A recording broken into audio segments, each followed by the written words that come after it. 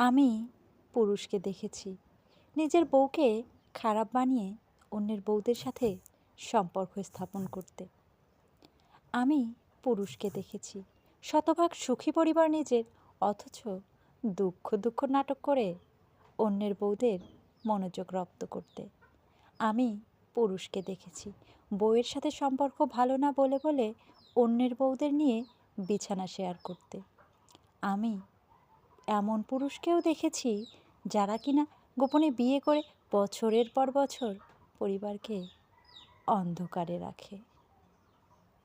আমি পুরুষকে দেখেছি বারবার ভালোবাসি বলেও অন্য নারীতে আসক্ত হতে।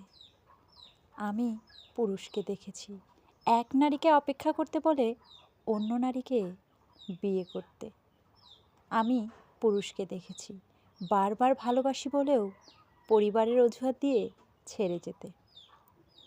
আমি পুরুষকে দেখেছি কাউকে ভালোবাসাটা ভুল নয়, কিন্তু কাউকে অন্ধের মতো বিশ্বাস করাটা সবচেয়ে বড় ভুল।